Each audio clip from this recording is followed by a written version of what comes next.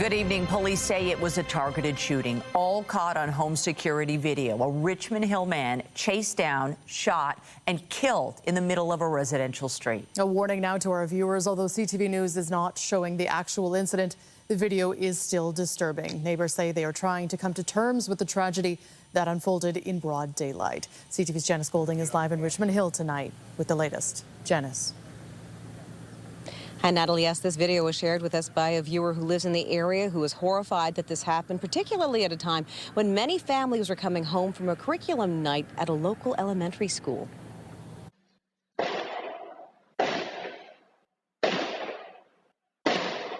The video is chilling. You can hear shots ring out over and over again, and then a man can be seen running north on Parker Avenue, a man in black at his heels. Moments later, 4 more gunshots, and then the shooter runs to a waiting SUV. But we were like literally right there, like, with the window open, and they were running just like right on the other side of our fence there. So we heard it all happen. Like, Arlo was finishing dinner around 6:45 p.m. when the shots were fired just outside his home. we thought they were fireworks at first, and then we realized they weren't. So we ran out. My dad and my brother tried to give the guy CPR. I worked on him for a little bit, but he was shot like point blank. And Arlo says the victim, who police have identified as 47-year-old Issam Saad, was with his brother when this happened. he was freaking out, so we were trying to calm his brother down. And A brazen shooting at a time many were out and about. We were just coming out. We were actually going to the car. As soon as we heard them, we came running in. They were giving him CPR. There was a lot of blood. My kids were in the car. I have 2 kids. They actually saw what happened as well. About 5 minutes after the shooting, a viewer captured this video near King and Dufferin of an abandoned SUV in a field engulfed in flames. We do believe that this vehicle is directly connected with the shooting. Police also say they believe the shooting was targeted, but they have not released a motive. I felt so bad. I was crying. But neighbors who knew or lived alongside the victim say they don't feel reassured. Afraid of living life anymore is for anybody, for my children, for my family, for my young adult kids. I mean, why this kind of things should happen to our... So disappointed for us and for my family, because we thought this neighborhood is so calm. it was awful, yeah. While Arlo says he's just coming to grips with what happened. Never seen anything like that before in my life. It was pretty shocking. Now, police are looking for 2 suspects but have not released descriptions at this point. The investigation continues. Reporting live, I'm Janice Golding. Now back to Michelle. Thank you, Janice. And just ahead, delivering a message to Ottawa. Postal workers strike for the 2nd time in less than a year, marking the government's proposal as return to sender. But first, after several weeks of tension and pushback, the homeless encampment at Dufferin Grove Park has been cleared by the city. Now, former encampment residents sharing their thoughts on the process and what lies ahead for them. CTV's Beth McDonnell joins us live from the West End Park with the update. Beth. Yes, Michelle, the encampment has been cleared. The tents are gone. Instead, security guards are at the park, and a fence has gone up saying remediation is underway. Police say they're not aware of any arrests, but former encampment residents are not happy with how the clearing went.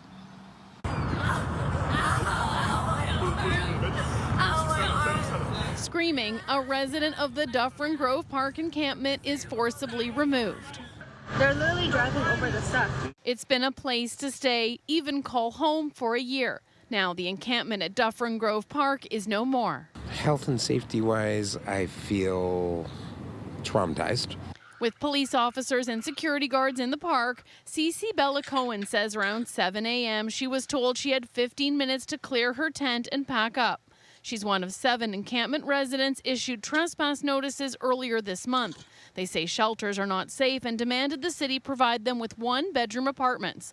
Despite being turfed, she's staying hopeful for a resolution. We do feel that it was heading in the right direction, but how the city is actually going to be able to reach out to us from this point forward and let us know whether those conversations are ongoing or not, we have no idea. The city says since February, it's been working with encampment residents to bring comprehensive services and supports, with more than 70 people accepting shelter spaces, 9 housing. There are different opinions on how to handle encampments, including if the city should support people while staying in parks until housing is available and for how long. How long is it going to be to wait? Well, a month, 2 months? Then let them wait here. They're already set up here. They had all their services that they needed. I don't think that allowing this encampment to exist in the first place has achieved any of those goals. I think it's giving people a lot of false hope. It's good to see that they've done something, although, again, you hate to see people being uprooted, right? Here is how I live. Pots and pans, clothes. Ejected from the encampment, Mark Anthony Lindsay doesn't know where he or his stuff is going to end up. What is my plan from here? I have no plan. He went to a different corner of the park until security guards showed up once again and people helped him move everything to the sidewalk. The city says between February 1st and April 30th, the comprehensive supports and services cost $418,000. Tonight, the Community Justice Collective says it's working on legal action over the destruction of residents' belongings. Reporting live at Dufferin Grove Park, I'm Beth McDonnell. Natalie, back to you. Okay, thank you, Beth. More news in a moment, but first let's go outside for a live look at the city on this Friday night. The sun setting soon, a bit of cloud cover out there right now, but there is a run of sun in the days ahead. Jessica Smith is here with a look at the current conditions. Jess. After so many days of rain and the gloomy weather, but also kind of muggy, it's nice to get a bit of a reprieve throughout the day today. And that sunshine carries us right through to the weekend and even into next week. And we are at seasonal, above seasonal, and comfortable over the next few days. Right now, still sitting in the 20s, feeling into the upper 20s, so comfortable for getting out and enjoying your Friday evening if you're spending any time outdoors. As we make our way through the islands, through Pearson, still lots of sunshine out there into the kind of low to mid 20s, but still feeling 26, 27, and that humidex value not going anywhere as we head into the day tomorrow and through your Sunday as well. Overnight sitting at 15, we should be a little closer to just 8 or 9 for the low this time of year, so it is warm really start to finish. Coming up, I'll have a full look at your long-range forecast, including your weekend. But right now, I'll send things back over to Michelle. Thank you, Jess. Also tonight, calls grow for the province to slow down on its plan to axe automated enforcement cameras. We'll bring you up to speed on the plea to the Premier just ahead. Toronto police say they have arrested a second suspect in the fatal shooting of 8-year-old Jave Roy. On August 16th, Roy was struck and killed by a stray bullet in his apartment on Martha Eaton Way as he lay in bed with his mother.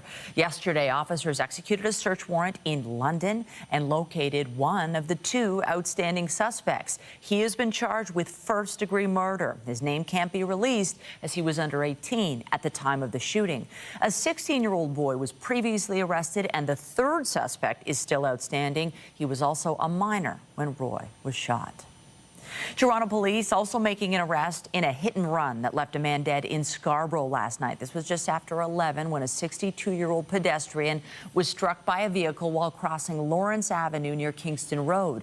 Police say the man died at the scene. The driver of the vehicle did not remain.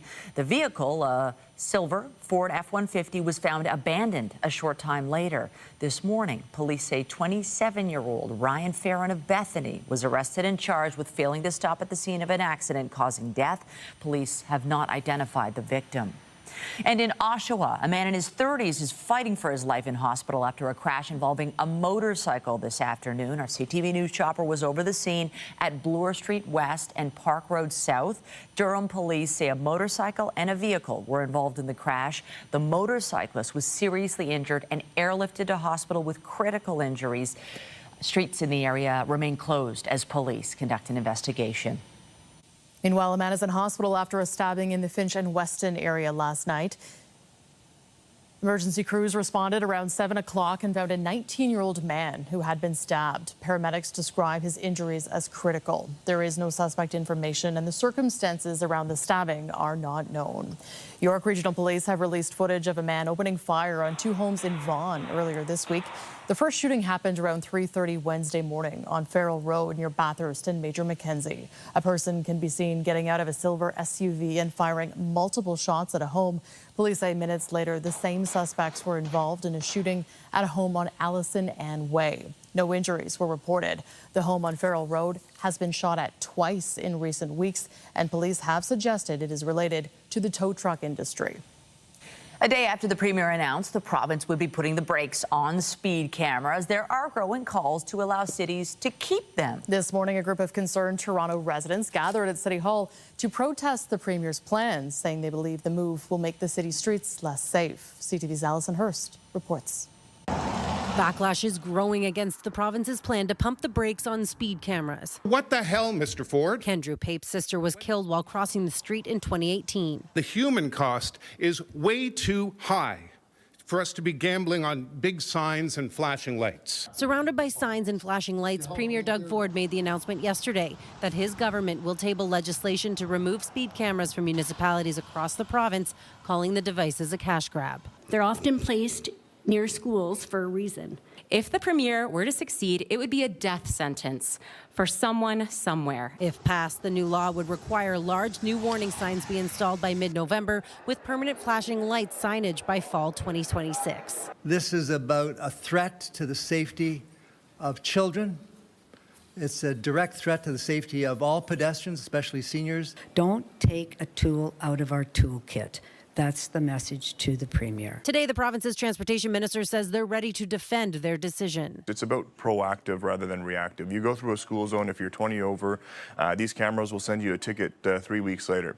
What we believe in and what we think is stopping that speeding at the point of entry. Adding that they'll set up a provincial fund to help affected municipalities implement alternative safety measures like speed bumps, roundabouts, raised crosswalks, and curb extensions. A blanket ban and getting rid of all of them is unacceptable. The physical structure of the road will have a big impact, but in the absence of any physical updates to the road, I think speed cameras are still warranted. I think we should actually have more of them. According to the City of Toronto, 95% of its cameras are in school zones, and the other 5% are around community zones. We have the right to protect the taxpayer, while also at the same time working with municipalities to ensure safety on our roads. The legislation is expected to be tabled when the House returns.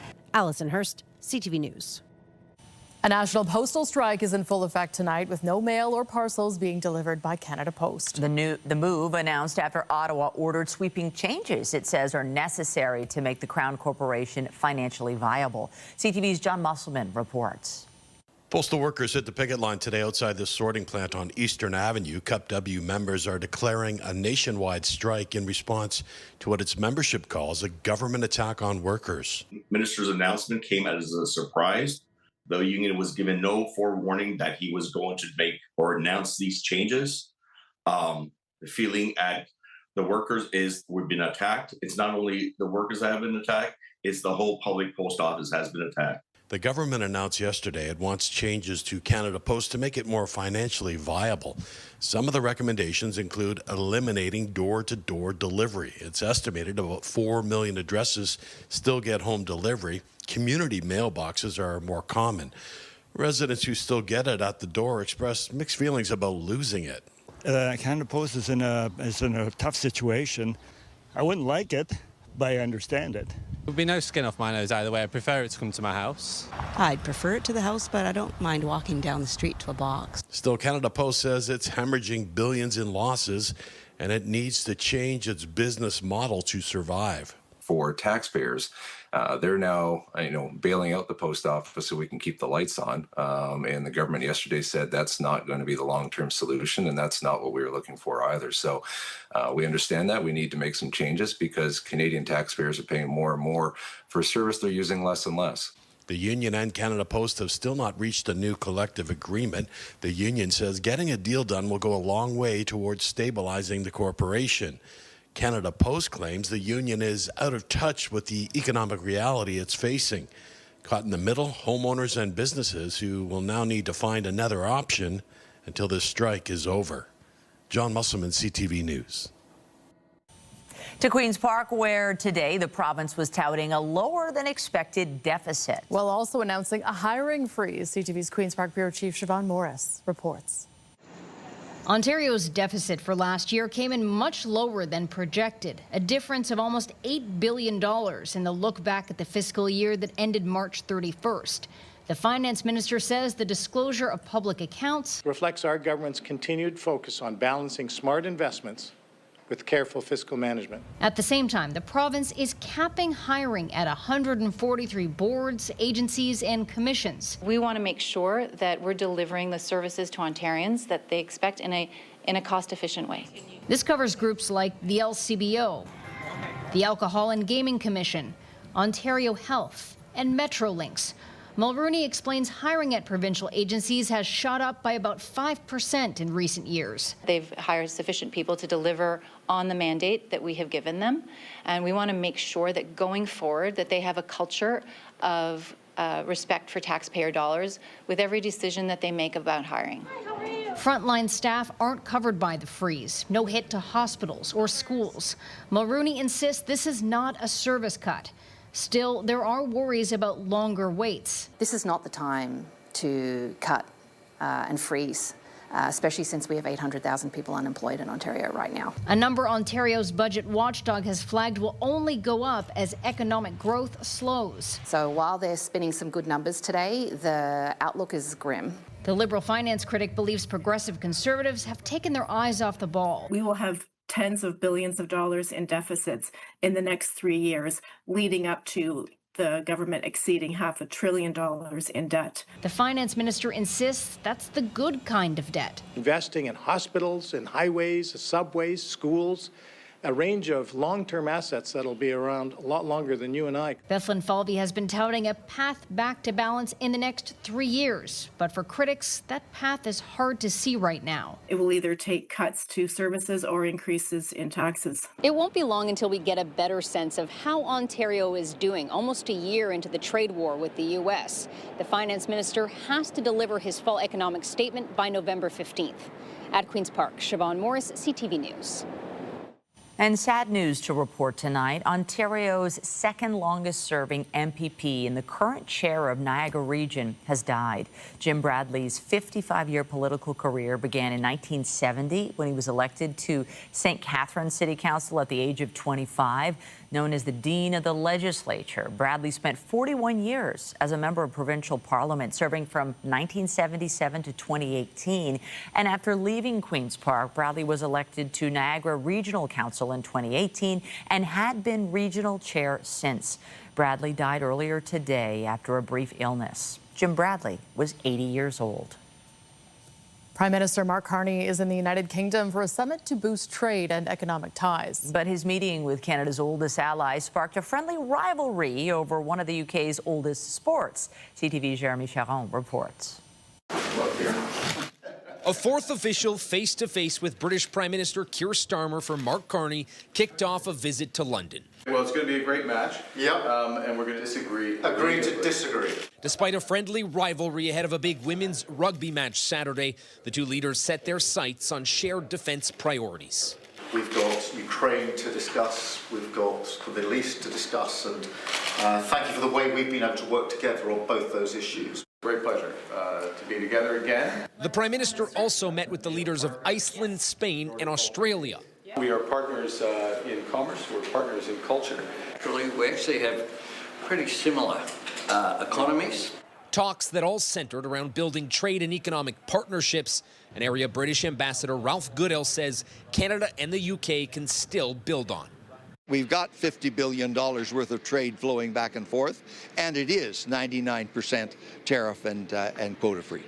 Canada is looking to diversify its international partnerships in the face of Donald Trump's trade war. The U.S. president leveraged new tariffs Thursday on a wide range of imported goods, including heavy-duty trucks and pharmaceuticals. Still, Carney today shied away from directly taking aim at the U.S. president. You face special circumstances in Canada, given your neighbor to the south, and let me just apologize. Instead, he shared with a progressive crowd at this summit how he won the April election. So it's not engaging on the turf of the more negative agenda, but focusing on the positive. All of it capped off with a dinner at 10 Downing Street, FaceTime with like-minded world leaders, the real focus of this trip, according to senior government officials. The Prime Minister will meet tomorrow with business leaders and investors before taking his Canadian pride to a London rugby pitch. Carney is set to attend the Women's Rugby World Cup to cheer on Canada against England in the final. Jeremy Sherrill, CTV News, London. Israel's Prime Minister addressed the United Nations General Assembly this morning. Benjamin Netanyahu called the recent recognition of a Palestinian state by Canada and some other countries a disgraceful decision. Your disgraceful decision will encourage terrorism against Jews and against innocent people everywhere. It will be a mark of shame on all of you. Netanyahu said recognizing a Palestinian state will encourage terrorism against Jewish people. He also spoke about the hostages taken by Hamas nearly 2 years ago and threats from Iran. Dozens of diplomats from various countries walked out during the speech. Canada's ambassador remained seated. A former director of the FBI says he is innocent after being indicted on 2 criminal charges.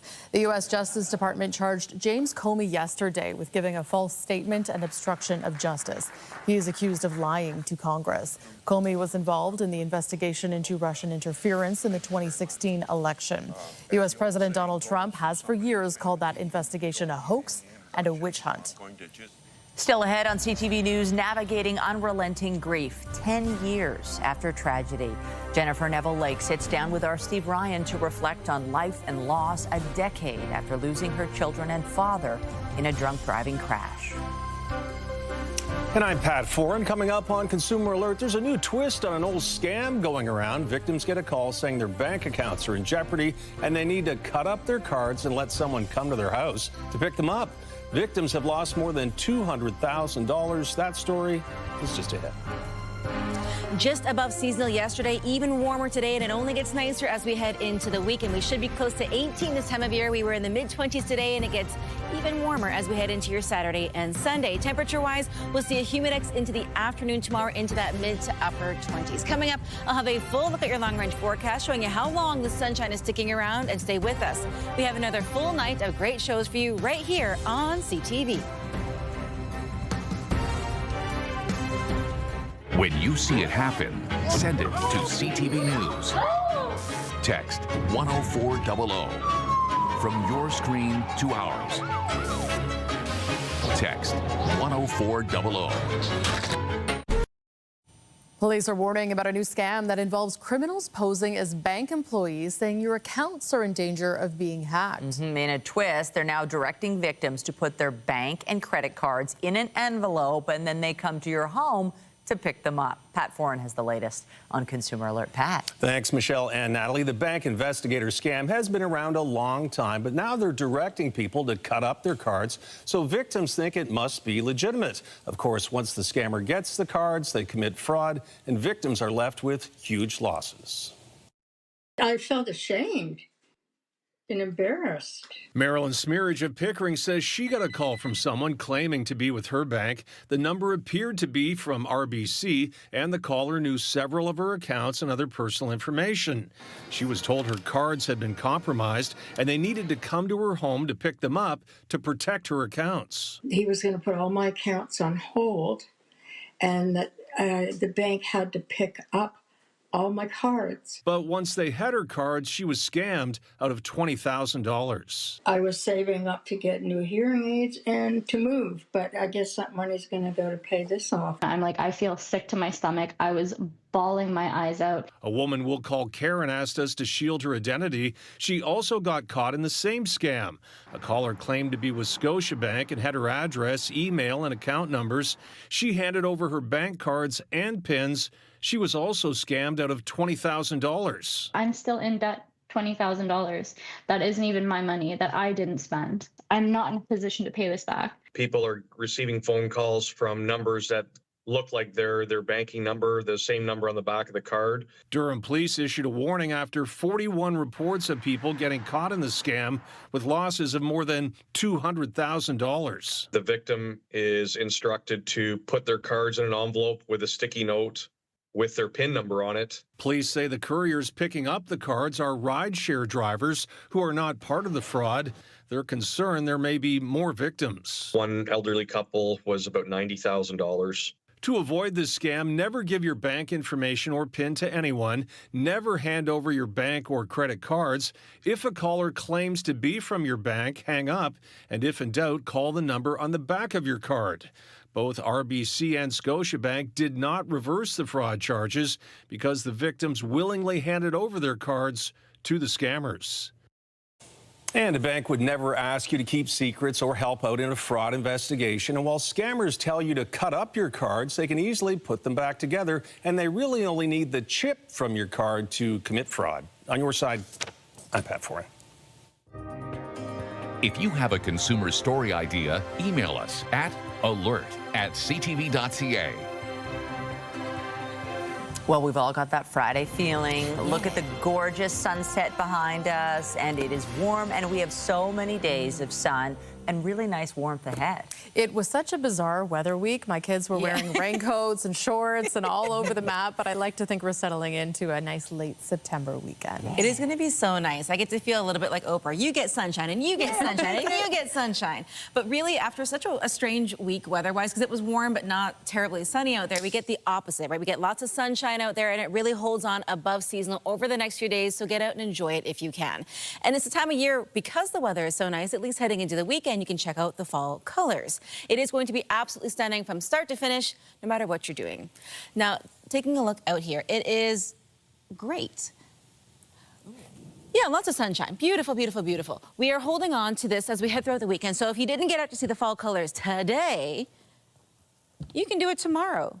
You can do it Sunday. You can do it Monday. Honestly, whatever day sparks joy for you, you can head outside. Now, temperature-wise, another really, really warm one, and it is going to continue to make its way throughout the weekend. So if you do have outdoor plans, you're still trying to be outside as we head in towards the end of September, the forecast is very agreeable. 24 feeling like 27 right now here in the city. Anywhere north of Wyerton, a little cooler. A cold front's already made its way through, but no extreme active weather as we make our way into the start of your weekend. Overnight tonight, holding on above seasonal. We should be at 9. We'll sit at 15, so still a little bit of that mugginess out there, but a northwesterly wind will kind of cut into some of that as we head through the overnight and into the start of the day tomorrow. 24 for your Saturday. It'll feel like 29 Niagara. It's feeling like 30, the same in Hamilton. Everyone holding on to a much more summer-like than fall-like forecast as we head through your weekend. So if you do have outdoor plans, maybe you're closing up the cottage, maybe it's year-round. Doesn't matter. You're going to be able to enjoy it regardless. Again, we saw that active weather through the last couple of days. The bulk of that is gone. The cold front that cooled things down in northern Ontario will eventually sweep its way through. We have another one behind it, but really and truly, we don't feel the impacts of that until the end of next week. As we head through the rest of our evening, if you do have outdoor plans tonight, it is going to be fantastic. Maybe you're feeling brave. Maybe you're doing a patio. It's going to be nice outside to spend some time outdoors. We get in towards your Saturday, a little bit of cloud cover to start things off. Lots of sunshine into the afternoon. A few light clouds, maybe the chance of a spotty shower. Areas north and east of the GTA. But very brief in nature. Now, getting into Sunday, a whole lot of sunshine, so a great way to wrap up the weekend and step in towards a brand new week. We are going to see a little bit of warmth, so that humidex value into the 30s as we head into your Sunday. So keep that in mind as you plan your outdoor activities. You still need to hydrate, and sun protection super important. Your Saturday and Sunday into that upper to kind of mid-20 range, and then we're looking at the humidex values holding on as well. Lots of high pressure. High pressure means nice, calm, clear conditions, and that carries us right through the bulk of the next 7 days. Into your Monday, feeling into the upper 20s. We're holding on to a beautiful forecast for Truth and Reconciliation Day on Tuesday. And then it gets a little cool, and by cool, I just mean seasonal, through your Wednesday and Thursday. We get a little warmer heading in towards the end of next week, but it's just a whole lot of sunshine, so get out and enjoy it. Hopefully this helps you plan. Natalie, I'll send things back to you. Looks good to me. Thank you, Jess. Thanks. Still ahead tonight, shredding 22 stories on a skateboard. A Brazilian daredevil ramps up the world record with a drop that will sink your stomach as much as his. A little later in the newscast. 10 years ago this weekend, a horrific crash left a mother with almost nothing left to hold on to. Her 3 children and her father gone. In the years since, Jennifer Neville Lake also lost her husband and her home with all of the memories of her family inside. CB24's crime analyst Steve Ryan has more on her grief, survival, and the struggle she still faces every day. It's been said time heals all wounds. But for a mother who lost so much, a decade has not dulled the pain. How are you, and who are you 10 years later? How am I? I'm here. That's the best answer I can give. I need a lot of help to get out, to go places. I'm not as independent. I feel more as if I'm a drain on society, on the world. The world, as Jennifer Neville Lake knew it, ended September 27, 2015, when a 29-year-old named Marco Muzzo, returning home from his Miami bachelor party, chose to drive drunk after landing at the airport. His SUV ran a stop sign in Vaughan and slammed into the Neville Lake minivan. The crash killed 9-year-old Daniel, 5-year-old Harry, 2-year-old Millie, and their grandfather, Gary Neville. The children's grandmother and great-grandmother suffered serious injuries. It is something that is a part of me. I won't, I don't deny, I don't lie about it. I just wish so much that my favorite photo of my kids is not the photo everyone knows them by because they're dead. Neville Lake now lives her life with around-the-clock care and support for her own safety. Over the years, the overwhelming pain, compounded by the death of her husband Edward, who took his own life, and a house fire that destroyed precious memories of her beloved family. It's a fight to be out in the real world, the world where you're sitting, talking to me. It is very nice inside my head because they're alive. And Edward's alive. And my dad is alive. And my world is the way it should be. All while the convicted man who triggered all the agony is living his life, granted full parole in 2021, about halfway into his 9-year and 4-month prison sentence. So did the justice system fail us? All I know is they didn't come home and my sentence doesn't end. My sentence lasts forever. Neville Lake draws strength in the people around her that show her grace and compassion, shows a rare smile when asked about her favorite memories, and finds purpose with her charity, Many Hands Doing Good, designed to honor her children and father's passion. Many Hands Doing Good is my legacy that I'm building, that I'm leaving behind. I hope it'll reach more kids and more families, because every time we help someone, it makes me feel good too. And to watch Steve's full conversation with Jennifer Neville Lake, you can head to our website, ctvnews.ca. Getting around the city this weekend could be more challenging if you need to take the subway. There will be closures on parts of Line 1 and 2 while crews perform track work. Trains won't be running between Finch and Eglinton stations or between Warden and Kennedy. Shuttle buses will be operating instead. The TTC says regular subway service will resume Monday morning. There will also be changes on the Lakeshore West Line for GO Transit riders to keep in mind this weekend. Metrolink says there will be no train service Saturday and Sunday between Oakville and Exhibition GO due to construction. GO buses will run between Oakville and Clarkson GO before traveling direct to Union Station. Trains will run between Union and Exhibition, as well as between Oakville and Niagara Falls GO. And keep that in mind, as we know fans are going to be flooding the downtown core to watch their Blue Jays battle for the American League East title. Excitement is building after the break.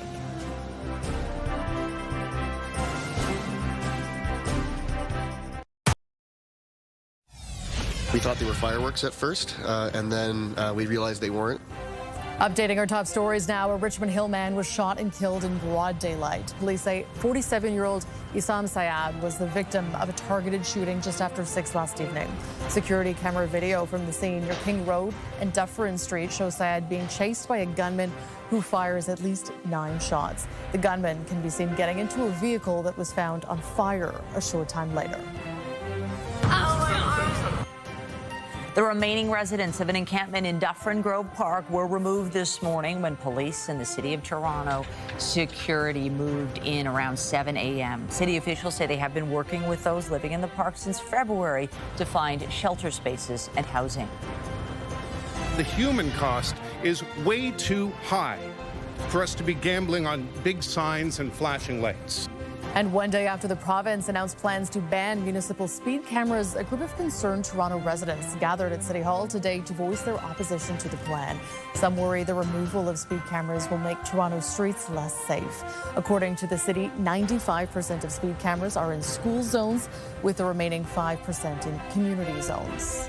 Remember to keep up to date day and night at ctvnewstoronto.ca and by downloading the CTV News app. And if you have a news tip, photos, or video of breaking news, let us know. More tariffs have been announced by Washington. BNN Bloomberg's Marella Fernandez has more. Washington's imposing another round of tariffs, this time on pharmaceuticals and furniture. The U.S. president shared the news online, saying imported drugs would face a 100% duty starting October 1st. There will also be a 50% markup on imported cabinets and a 30% markup for upholstered furniture. Shares of Dentalcorp gained more than 30% today on news it's being acquired by an American firm. GTCR's all-cash offers worth $2.2 billion. Dentalcorp manages dental practices across Canada. Aya Gold and Silver pushing back on allegations it overstated how much silver it has. That accusation came from the Blue Orca Group. Aya says Blue Orca mischaracterized a lot of details, and its report contained inaccuracies. Aya stock recovered today after taking a hit on Thursday. Here's a look at how the trading day ended. The Canadian dollar hasn't changed much. It's at 71.75. West Texas Intermediate is up to 65.32. Western Canadian Select barely moved. It's at 53.15. And the TSX is up 29 points today to 29,761. Those are your business headlines. I'm Marella Fernandez. The Business Report is brought to you by Canadian Western Bank, the bank built for business. Data from Statistics Canada shows the economy rebounded in July following 3 consecutive months of decline. The agency says GDP grew by 0.2% in July. Manufacturing, mining and wholesale trade boosted growth. The report comes after GDP shrank in the second quarter by 1.6% on an annualized basis. A preliminary estimate for August shows there was likely no growth that month, but a contraction was also avoided. There is a major recall underway affecting Canadian Hyundai owners. 44,000 SUVs are being called back to check out a possible issue with the seatbelts. It affects the Hyundai Palisades models for the years 2020 to 2025. Some belts in the driver, front passenger, and second row seats may not latch properly. Hyundai will be directly contacting those owners and advising them to go to a dealership to get it checked out. And another recall to tell you about, this one in the kitchen. It involves more than 1 million Oster French door toaster countertop ovens. If you have one, you are being advised to stop using it immediately. The problem is spring-loaded front doors, which can snap closed suddenly, causing a burn hazard. You can contact the company for a free repair kit. It is the last weekend of the regular season, and the Toronto Blue Jays are poised to win the American League East title for the first time in a decade. Whether that happens will be decided during a series that starts tonight at Rogers Centre. Kansas City, a left-hander, and he's hit it high and deep to right. Grand slam, Dalton Varsho. That was fun. The Jays offense returned last night in a 6-1 win against Boston. Toronto will be hoping for more of the same when they welcome Tampa Bay to town this evening for a 3-game set. Shane Bieber gets the start. The Jays' magic number is 3, so their first chance to clinch is tomorrow. Toronto is currently tied with the Yankees, and if New York ends up winning the division, the Jays will play in the wild card starting on Tuesday. The Toronto Argonauts are also in action tonight as the Boatmen eye a potential playoff berth. Toronto had a 3-game winning streak snapped when it lost 21-19 to the Alouettes last Friday. The Argos are in 3rd place in the East with a 5-9 record. They visit the BC Lions this evening with Nick Arbuckle slated to return as quarterback. Kickoff is scheduled for just after 10 p.m.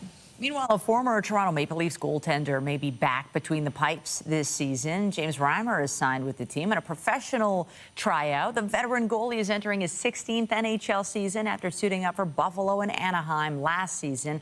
Reimer played 6 seasons for the Leafs, starting with the 2010-11 campaign. His tryout with the Buds comes after Joseph Wold took an indefinite leave of absence earlier this week for personal reasons. Well, some are calling it a David versus Goliath matchup, with a record crowd expected to turn out tomorrow to watch Canada take on England in the World Cup final for women's rugby. England are the heavy favorites, but the Canadians believe they can make history. With more, here's CTV's John Venevali-Rao. For fans of women's rugby, tomorrow's match is one of the most anticipated in years. Canada are exceptionally good. It's going to be a really good match. So it's difficult to say which way it's going to go. Obviously, we wish that it goes our way. This, the moment a week ago when the Canadian women advanced to the final, besting the defending champs, New Zealand, and now set to play England's Red Roses. This is what we've been building for 3 years to do, and the fact that we're in this week and this is the game that we're in is just unbelievable, and it's just kind of a surreal feeling. For the Canadians, this is only their second trip ever to the World Cup finals, and Saturday's contest will be tough. The Red Roses is made up of mostly pros with a budget 10 times bigger than that of the Canadians, and they've won a staggering 32 games in a row. They have an aura about them.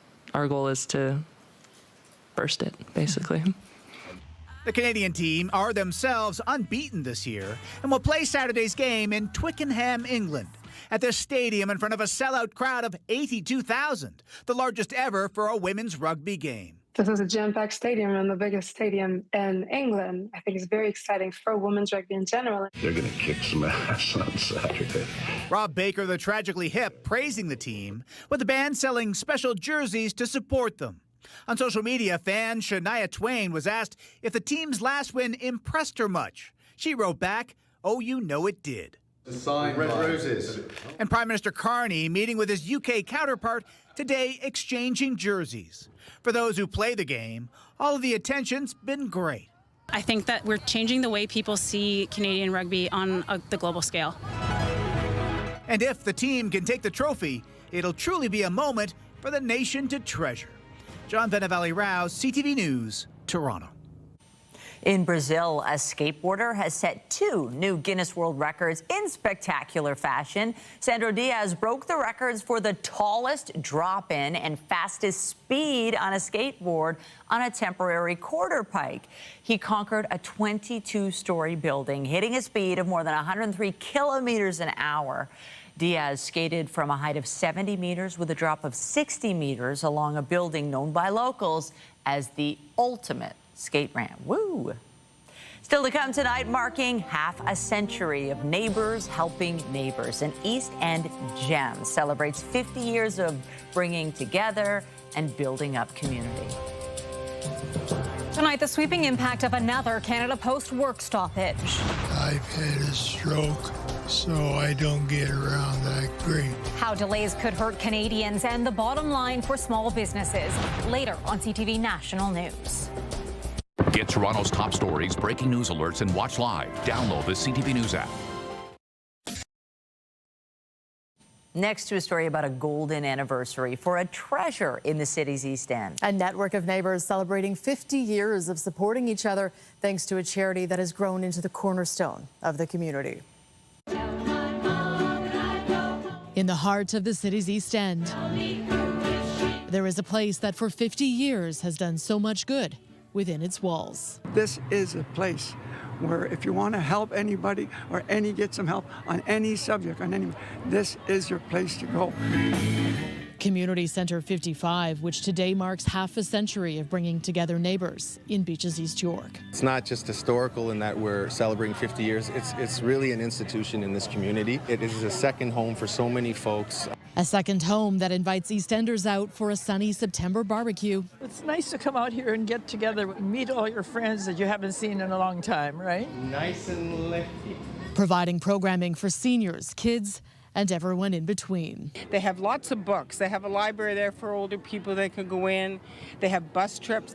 Taking the lead on organizing the Beaches Santa Claus Parade, packing backpacks for students in need of support, and running food and toy drives to provide for more than 1,000 local families. It teaches people about community service. It's always amazing to watch Beaches East York wrap their arms around Community Centre 55. It's about your friends, it's about your neighbors. Making sure that the members of this community have everything they need, which is sometimes as simple as a coffee or a conversation. I've heard stories from seniors that they haven't talked to anybody all week, and just having that small interaction and connection is just so meaningful to them. Joan Wedge has been coming here for years and shares a birthday with Community Centre 55. She turns 90 today. It's good for the seniors to have a safe place to go when you're people with the same interests. And often that shared interest is helping others. Volunteers are the backbone of the charity and fundraising initiatives that give back. Neighbors serving neighbors. They're just great people. They help the community, and they always smiling, never say no to people. And so as the center celebrates 50 years of success in connecting community, the hope is that this hub will continue to build up Beaches East York in the spirit of service for 50 more.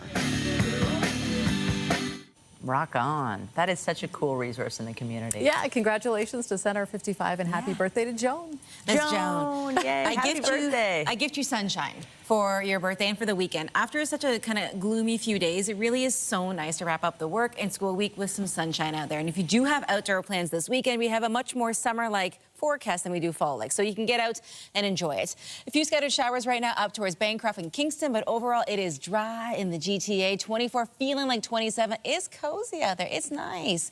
As we head into the evening, if you're walking anywhere, going out and about, beautiful and dry. And over the next 7 days, just a whole lot of sunshine, so enjoy it while you can. Oh, we will. That is good advice. Thank you, Jess. That's it for us, but be sure to join Heather Butts tonight at 11 for CTV National News, followed by our very own Natalie Johnson with your next local newscast at 11:30. In the meantime, our coverage continues anytime on CTV24 and online at ctvnewstoronto.ca. For Jessica Smith and all of us here at CTV News, thanks for watching and have a great night and a fabulous weekend. Bye.